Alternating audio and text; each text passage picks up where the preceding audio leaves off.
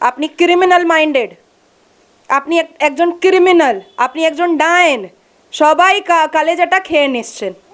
कि एनसीआरबी का रिपोर्ट है, ये मेरा अपना, मैं अपने मुंह से नहीं बोल रही हूँ, ये एनसीआरबी का रिपोर्ट है कि इस पूरे देश में, भारत देश में वेस्ट बंगाल सबसे ज़्यादा क्रिमिनल पॉलिटिक्स कर रहा है। एक फरहाद हकीम जिसको मरने के बाद नहाने का पानी नहीं मिलेगा, और एक दीदी मुनी, दीदी तो बन रही थी मुसलमान की मसीहा, अब ले दीदी बन गई मुसलमान की डायन, कलेजा खा रही है सबका। आप देखिए कि दीदी के पास कोई नेता बगल में नहीं खड़ा होता है, वो जो बात भी होगा वो घुमा फिरा करके बोलेंगी बबी बबी बबी, वो ऐसे ही करेंगी। ये चीज़ भी मैं आपको बता दे रही हूँ कि एसएससी मामले में 500 करोड़ से ऊपर का घपला है। अगर डिग आउट किया जाए, डीप डाउन जाया जाए, तो समझ में आ जाएगा कि 500 करोड़ से ऊपर का घपला है। निर्लज्जा बाबुल सुप्रियो एक ऐसा मर्द है जिसके पास कोई शर्म नाम का चीज नहीं है। लाइव करके दीदी को गाली देता था, और अभी दीदी के आंचल में जा करके आश्रम समझ के वहीं पे बैठ गया है। বিজেপি হচ্ছে বোকা দল, মুখ্যমন্ত্রী বলেছেন, এবং সিপিআইএম হচ্ছে একদম ধোঁকা, মানে মানুষকে 34 বছর ধরে ধোঁকা দিয়ে গেছে। মানে কি বলবেন, এই যে বিজেপি, কংগ্রেস এবং সিপিএম তিনজনে একজোট হয়ে বাংলাকে বদনাম করতে চাইছে, তৃণমূল কংগ্রেসকে বদনাম করতে চাইছে, কি বলবেন? বিজেপি হলো বোকা, আর সিপিএম আর কংগ্রেস হলো ধোকা, আর আপনি বানর। না, কংগ্রেস হচ্ছে পোকা, কংগ্রেস হচ্ছে পোকা, আর আপনি আপনি ক্রিমিনাল মাইন্ডেড, আপনি একজন ক্রিমিনাল, আপনি একজন ডায়েন, সবাই কলেজাটা খেয়ে নিচ্ছেন। যা মুসলমান আপনাকে লা ইলাহা ইল্লাল্লাহ মুহাম্মাদুর রাসূলুল্লাহ পড়ে আপনাকে দিয়েছে ভোট, আর আপনাকে মাননীয় বানিয়ে দিয়েছে, ওদেরকে এখন আপনি পুরো ভারতবর্ষে বুঝে গেছে कि পশ্চিমবঙ্গেতে যারা মুসলমান থাকে সবাই ক্রিমিনাল। আপনি লাইন ওয়াইজ দেখুন, রামপুর ঘটনা, মুসলমান মরেছে, মুসলমান মেরেছে, মুসলমান ধরা পড়েছে। আপনি আলিয়া ইউনিভার্সিটিতে দেখুন, এখন ভাইস চ্যান্সেলর মুসলমান, গিয়াসউদ্দিন মুসলমান, আর যা ওর সঙ্গে যত ছেলে ছিল সবাই মুসলমান। আপনি যত ঘটনাটা এখন যা হয়েছে, ওই ঘটনাটা আপনি একবার আবার আপনি নিজের মাথায় নিয়ে আসুন, সবাই মুসলমান, আনিস খান মুসলমান, সবাই মুসলমান। তো দিদি এসব ধোকা মোকা পোকা এইসব যা বলছেন না, এনার উপরে ভালো লাগছে না। এসব কেন বলছেন, আর রেজাইন কেন করছেন না? এই মাননীয় আর রাজ্য সামলাতে পারছেন না তো, সেটা তো জনগণ বুঝে গেছে। তো আর কত বোকা বানাবেন, উনি বোকা বানাচ্ছেন, তো সবাইকে তো বোকা বানিয়ে নিয়েছেন। সবাই মাল টাকা নিয়ে তো সবাই বসে গেছে, ফেরাদ হাকিম তো অনেক মালওয়ালা হয়ে গেছে এখন, আর কত বোকা বানাবেন আমাদেরকে? নাজিয়া, আমাদের রাজ্য সরকার একটার পর একটা ঘটনা ঘটছে, আমাদের রাজ্য সরকার কিন্তু তার একটা পদক্ষেপ নিচ্ছে, অ্যারেস্ট করছে যে অভিযুক্ত, এবং বারবার নিন্দে করছে, এবং এই ঘটনা কখনোই মেনে নেওয়া যায় না, ধিক্কার জানাচ্ছে। এবং পরপর দেখলাম রামপুরহাট কাণ্ডেও তাই, সঙ্গে সঙ্গে অ্যারেস্ট করা হলো, আলিয়া বিশ্ববিদ্যালয়তেও তাই, গিয়াসউদ্দিন মণ্ডলকে অ্যারেস্ট করা হলো। তাহলে কি বলবে, অডিও একটা ভাইরাল হচ্ছে, সেখানে অনেকের নাম উঠে আসছে, কিন্তু তারপরেও সরকার কিন্তু নিশ্চুপ নেই, সরকার কিন্তু তদন্ত করছে এবং তাদের শাস্তি দেওয়ার ব্যবস্থা করছে, কি বলবে? দেখুন, চুল ধরলেই মাথা চলে আসবে। সেন্ট্রাল গভর্নমেন্ট এত টাকা অ্যালাউড করছে মাদ্রাসা ইমপ্রুভমেন্ট আর ডেভেলপমেন্ট জন্যে। সেন্ট্রাল গভর্নমেন্ট এডুকেশন পক্ষে এত টাকা অ্যালাউড করছে। 2017-তে টাকা এসেছিল, 2015-তে টাকা এসেছিল, ওই টাকাটা কোথায় গেল? আপনি বলছেন কি আপনি উন্নয়ন করে দিচ্ছেন নিজের পেন্ট করে, আপনি বলছেন আপনি নিজের গান গায়ে আপনি উন্নয়ন করে দিচ্ছেন আর স্টেট চালাচ্ছেন। যা সেন্ট্রাল গভর্নমেন্ট থেকে এত টাকা অ্যালট হচ্ছে, এখানে আসছে মাদ্রাসার জন্যে, হাজের জন্যে, আর মুসলিম ইনস্টিটিউটের জন্যে, ওই টাকাটা কোথায় চলে যাচ্ছে এই উত্তরটা তো মাননীয়াকে দিতে হবে। আর সঙ্গে সঙ্গে ওনার যা দালাল আছে ফরহাদ হাকিম, ওকেও দিতে হবে। আমি আবার বলে দিচ্ছি কি চুল ধরলেই মাথা চলে আসবে। গিয়াসউদ্দিন যা আছে ও একটা শুধু মুখ আছে, এর পিছনে যা বড় বড় মাথা আছে তাদেরকে সামনে আনতেই হবে, সামনে নিতেই হবে। আর এই যা আমাদের রাজ্য পুলিশ আছে, ও কোনোদিনই ফরহাদ হাকিম কলারটা ধরবে না। এটা সিবিআইকেই নিতে হবে, এটা এনআইএকেই নিতে হবে। এই রাজ্য পুলিশ তো তালবা চাটে, ওর জুতা পলিশ করে এই রাজ্যের পুলিশ। তো এসপি ডিএসপিরা তো জুতা পলিশ করে ফরহাদ হাকিমের। কি কি কি করছে আমি জানি না, আমি খুব ভালো করে জানি। এই সিবিআই আর এনআইএ মিলে ফরহাদ হাকিম ভান্ডাটা মানে একদম বিস্তার প্রকাশ হতে পারবে, আর পুরো জনগণ জেনে যাবে কি কি করে এরা সেন্ট্রাল গভর্নমেন্ট পুরো টাকাটা খেয়ে নিয়েছে, এটা প্রকাশে আসবে। মুখ্যমন্ত্রী বলেছেন আমার শাড়িতে কালি লাগালে আমি কিন্তু মবিল ঢালতে জানি, এবং প্রেস কনফারেন্স করে তিনি বলেছেন, কি বলবেন? नहीं नहीं, वो तो एक्सेप्ट की हैं, वो एकदम एक्सेप्ट की हैं कि हमने, क्योंकि हुआ क्या है कि सीबीआई बहुत एक्टिव है, ईडी बहुत एक्टिव है, उनका बहुत एकदम लवली फ्रेंड है अनुब्रतो मंडल, उसको ईडी बुला रहा है, सीबीआई बुला रहा है, भाईपो को और उनकी बहू माँ को रोजीरा को सीबीआई बुला रहा है, ईडी बुला रहा है। तो उनको ऐसा लग रहा है कि उनका साड़ी में हम लोग कालिक लगा रहे हैं, पर ये फैक्ट है, जनता का पैसा आपने खाया है, आपको जनता को जवाब देना पड़ेगा। कोई भी जनता का पैसा खाएगा और एक रेप्यूटेड चेयर पर बैठेगा, कॉन्स्टिट्यूशनल चेयर पर बैठेगा, तो उसको जनता को जवाब देना पड़ेगा। एक फरहाद हकीम जो 2010 या 9 में फटफटिया बजाज चलाता था और स्टील का टिफिन में भिंडी का भाजी भुजिया और रोटी खाता था, आज उसकी बेटी 5-5 लाख का शैंपेन का बोतल कैसे खोल रही है? ये तो जवाब देना पड़ेगा ना, ये तो जवाब देना पड़ेगा। आप कहती हैं कि चिकित्सा यहाँ पर बहुत अच्छा होता है, पर आपका ही मंत्री सदन पांडे बॉम्बे में जाकर के ट्रीटमेंट कराता है, तो मोबिल ढालना तो उनको बहुत अच्छे से आ रहा है। आज रामपुर हाट का घटना हो या आज अनीश खान का घटना हो, आलिया यूनिवर्सिटी का घटना हो, एक हफ्ते में 27 लोगों की मौत हो, घासलेट डाल करके लोगों को बांध करके मारना हो, तो ये सारी चीज़ें तो जो है वो तो मोबिल ढालने वाली चीज़ ही है। इसमें तो कोई मतलब दो राय वाली बात नहीं है। मैं आपको एक चीज़ बता दूं कि एनसीआरबी का रिपोर्ट है, ये मेरा अपना, मैं अपने मुंह से नहीं बोल रही हूँ, ये एनसीआरबी का रिपोर्ट है कि इस पूरे देश में, भारत देश में वेस्ट बंगाल सबसे ज़्यादा क्रिमिनल पॉलिटिक्स कर रहा है, हाईएस्ट क्रिमिनल पॉलिटिक्स कर रहा है। ये एनसीआरबी का रिपोर्ट है और ये बहुत दूर का रिपोर्ट नहीं है, ये 2019 का रिपोर्ट है। अब आप मुझे बताइए, क्या क्या एनसीआरबी झूठा, सीबीआई झूठा, ईडी झूठा, एनआईए झूठा, सब झूठा, सीआरपीसी झूठा, आईपीसी झूठा, हाईकोर्ट के जज झूठे, सब झूठे, हम सब झूठे, जितने हैं सब झूठे, और सिर्फ मात्र 2 लोग सही हैं। एक फरहाद हकीम जिसको मरने के बाद नहाने का पानी नहीं मिलेगा, और एक दीदी मुनी जिसके मरने के बाद राम का नाम नहीं लिया जाएगा भाई, क्योंकि राम का नाम उनके मरने पर भी लिया जाएगा तो भाईपो लोगों को जेल भेज देगा। तो ये 2 लोग ही सिर्फ सच्चे हैं और बाकी सब झूठे हैं। तो मोबिल ढाले वो जनता, तो देखिए जनता भी तो उन्हीं की मर रही है जो उनको वोट दी है। आज तो जितने मुसलमान मर रहे हैं सब तो दीदी को ही वोट दिए थे। दीदी तो बन रही थी मुसलमान की मसीहा, अब ले दीदी बन गई मुसलमान की डायन, कलेजा खा रही है सबका। तो वो जाने, उनका मुसलमान जनता जाने, इसमें हम लोग क्या है। सीबीआई, ईडी, एनआईए, एनसीआरबी सब अपना अपना काम करेगा, कोर्ट अपना काम करेगा, कोई उनका गुलाम नहीं है। वो फरहाद हकीम दलाली कर सकता है, राज्य की पुलिस उनका तलवा चाट सकती है, लेकिन संविधान, जजेस, सीबीआई, ईडी, एनआरसीबी, ये सब उनका तलवा नहीं चाट सकता है। वो एकदम ट्रांसपेरेंट रूप में अपना काम करेगा। জিএসটি বাবদ প্রচুর টাকা প্রাপ্য রাজ্যের, এবং মুখ্যমন্ত্রী বলেছেন যে সেই টাকাগুলো কেন্দ্র যেন দিয়ে দেয়, এবং শুধু ওয়েস্ট বেঙ্গল না, এরকম অনেক রাজ্য আছে যেখানে জিএসটি বাবদ অনেক টাকা পাওনা আছে, কেন্দ্র আটকে রেখেছে। না না, উনিও টাকা দিচ্ছেন না কেন দিদি?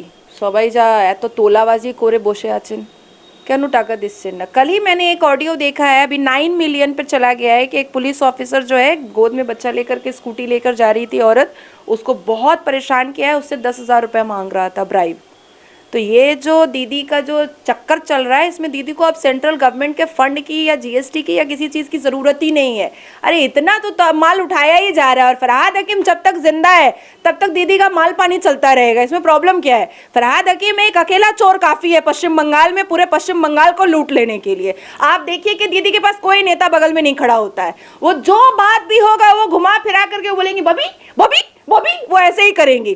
तो जब तक फरहाद हकीम जिंदा है तब तक पश्चिम बंगाल को नंगा, लुच्चा, चोर, चिटिंगबाज किसी की भी ज़रूरत नहीं है। वो अकेला फरहाद हकीम सब पे भारी है। ओ सेंट्रल गवर्नमेंट ना दे पैसा तो ज़्यादा अच्छा है।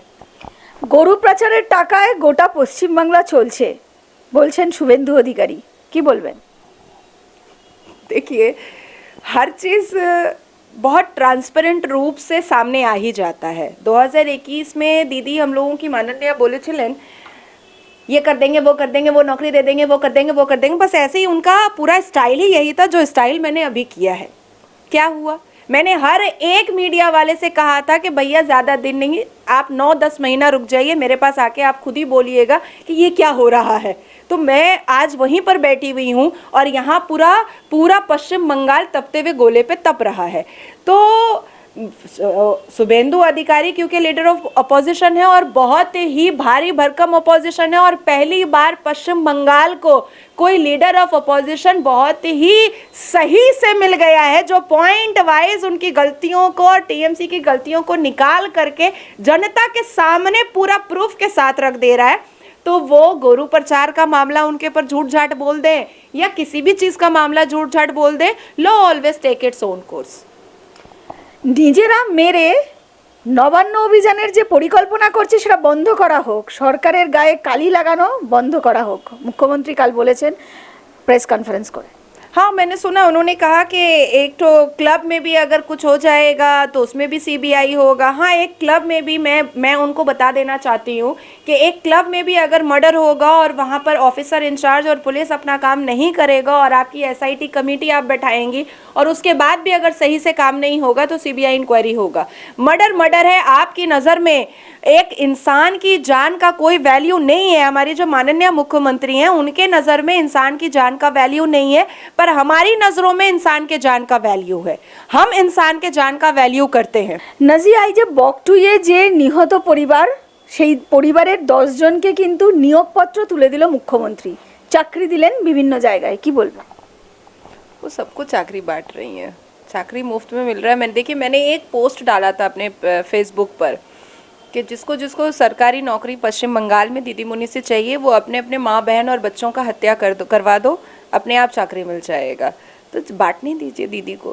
दीदी कुछ ही लोगों को तो बांटती हैं, बाकी सबको तो डांटती ही हैं और बाकी सबसे तो लपेटती ही हैं। तो ये कुछ लोग अगर लकी हैं तो बहुत अच्छी बात है। এসএসসি সংক্রান্ত সমস্ত মামলা থেকে সরে দাঁড়ালো, কি বলবে? ऐतिहासिक हुआ है कि आप सोचिए, हरीश टंडन जी से लेकर के बहुत सारे जजेस ने एसएससी मैटर में जो 10-11 मामला था सबसे अपने आप को पीछे कर लिया है। साफ तरीके से कहा है कि मेरा कुछ व्यक्तिगत मामला है जिसकी वजह से हम लोग उसको नहीं देख सकते हैं। अभी समझ नहीं आ रहा है कि होना क्या है। आज जो 4 लोग को नोटिस मिला है सीबीआई का, वो 4 लोग सीबीआई को फेस क्यों नहीं कर रहे हैं भाई, क्यों नहीं कर रहे हैं? और मुझे समझ नहीं आ रहा है कि इस एसएससी के मैटर में जब चीज़ बिल्कुल क्लियर हो चुका है तो जो कंसर्न पुलिस स्टेशन है वो 4 लोगों को पकड़ करके सीबीआई के हैंडओवर क्यों नहीं कर रहा है? स्कूल सर्विस कमीशन के जो ऑफिसर्स हैं जिन्होंने ये घपला किया है वो ऑफिसर्स क्यों नहीं अरेस्ट हो रहे हैं? शिक्षा मंत्री जो हमारे राज्य सरकार के हैं वो क्यों नहीं सामने आकर के अपनी बात रख रहे हैं? आप सोचिए कि कितना डरावना माहौल है पश्चिम बंगाल का कि जजेस भी डरे हुए हैं और वो भी अपना व्यक्तिगत मामला बता करके वो लोग केस से बैकफुट ले रहे हैं।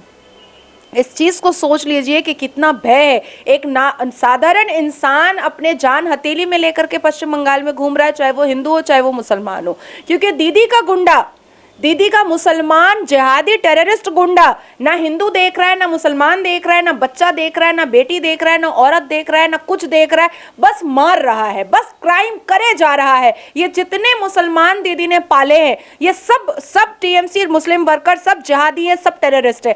सही से इंफॉर्मेशन निकाला जाएगा तो सब बांग्लादेश से आया हुआ होगा मुसलमान, कोई बंगाल का मुसलमान नहीं होगा।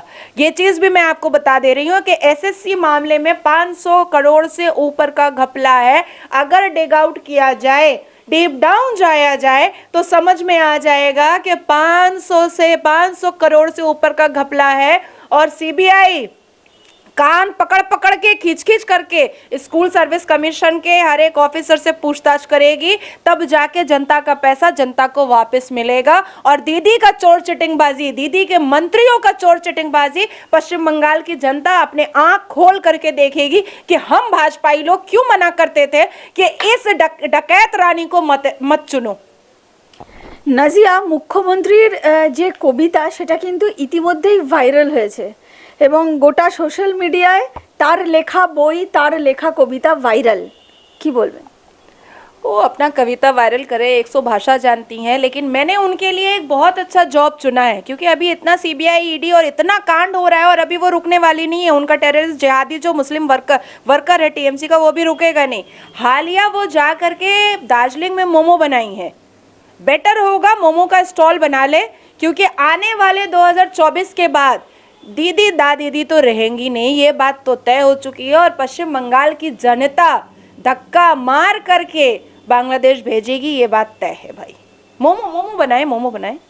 নাজিয়া, 12 তারিখ কিন্তু নির্বাচন, মানে উপনির্বাচন। বাবুল সুপ্রিয় কিন্তু রীতিমতন রাস্তায় নেমেছে, রীতিমতন সে জেতার জন্য যা যা করার তাদের পাশে আছে, বালিগঞ্জের মানুষের পাশে আছে। কি বলবে? কারণ কেয়া ঘোষ এবং অগ্নিমিত্রা পাল দুজনেই কিন্তু লড়াই করছে হেভি ওয়েট তারকা প্রার্থীর সাথে। देखिए, निर्लज्जा बाबुल सुप्रियो एक ऐसा मर्द है जिसके पास कोई शर्म नाम का चीज़ नहीं है, कोई शर्म नाम का चीज़ नहीं है। 2021 तक वो भर भर पेट लाइव करके, वो अपने आप को गायकार कम और हीरो ज़्यादा समझता है, लाइव करके दीदी को गाली देता था, और अभी दीदी के आंचल में जा करके आश्रम समझ के वहीं पे बैठ गया है। तो ये निर्लज्जा आदमी के बारे में हम कुछ बोलेंगे नहीं, लेकिन एक चीज़ मैं ज़रूर बोलूँगी कि अगर फेयर तरीके से वोट हो पाया और दीदी के मुसलमान जिहादी टेररिस्ट अगर बूथ कैप्चर ना किए, तो बालीगंज में हर हाल में एट एनी कॉस्ट कयादी जीतेंगी, क्योंकि बहुत ही बैलेंस्ड और बहुत ही सॉफ्ट स्पोकन औरत है, बहुत ही इंटेलिजेंट औरत है, बहुत पढ़ी लिखी औरत है, और ये चोट चटिंगबाज, ये बेशरम बाबुल सुप्रियो के जैसे नहीं है वो। কিন্তু নাজিয়া, যারা আরও বিপক্ষে যে দলগুলো আছে যেমন সিপিআইএম এবং কংগ্রেস, তারা কিন্তু মাইনরিটি। আমরা জানি যে সায়রা মানে হালিম না হচ্ছে হালিম, তো উনি যে দাঁড়িয়েছেন উনি কিন্তু মাইনরিটি থেকে বিলং করছেন এবং বালিগঞ্জ যে এরিয়াটা সেখানে কিন্তু অনেকটাই জায়গা সংখ্যালঘুদের জায়গা। কি বলবে? মানে কোথাও কি তাহলে সিপিআইএম এর কিছুটা অ্যাডভান্টেজ বা কংগ্রেসের কিছুটা অ্যাডভান্টেজ? देखिए, एडवांटेज बन सकता था सायरा हलीम के लिए और उनके प्रचार के लिए। तो नसीरुद्दीन शाह की वो बहुत दूर की भतीजी लगती हैं, जो फिल्म एक्टर नसीरुद्दीन शाह है उनकी बहुत दूर की वो भतीजी लगती हैं, और एक अच्छी फैमिली से एक बहुत ही एडुकेटेड लेडी हैं सायरा हलीम। और हाशिम अब्दुल हलीम जी को मैं आज से नहीं, जब मैं 8-9 साल की थी मैं तब से जानती हूँ, और बहुत ही एडुकेटेड फैमिली है, बहुत ही क्वालिफाइड फैमिली है। लेकिन प्रॉब्लम इस बात की है कि किसी को भी माइनॉरिटी होने का या हिंदू होने का या क्रिश्चियन होने का फ़ायदा तभी हो पाएगा, या अपने एडुकेशन को सामने रख करके वोट तभी मिल पाएगा, जब टीएमसी का दलाल पुलिस, टीएमसी का टेररिस्ट, टीएमसी का जहादी, टीएमसी का गुंडा बदमाश जब फेयर तरीके से वोट होने देगा तभी कुछ हो सकता है। जितने भी एडुकेटेड लोग सामने आ जाए उनको पीछे रख दिया जाता है, नाचने गाने वाली ठुमका लगाने वाली जीत जाती है, नुसरत जहाँ जैसी। तो आप सोचिए कि हाफ पैंट वाली लोग जीतती है और पढ़े लिखे लोग नहीं जीत पाते हैं। तो टीएमसी के दल्ले, टीएमसी के चाटुकारता, तलवा चाटने वाले लोग, गुंडा लोग जब तक एक दरवाजे में बंद नहीं होंगे और फेयर तरीके से वोट नहीं होगा, तब तक कोई समस्या का समाधान सही से नहीं निकल पाएगा।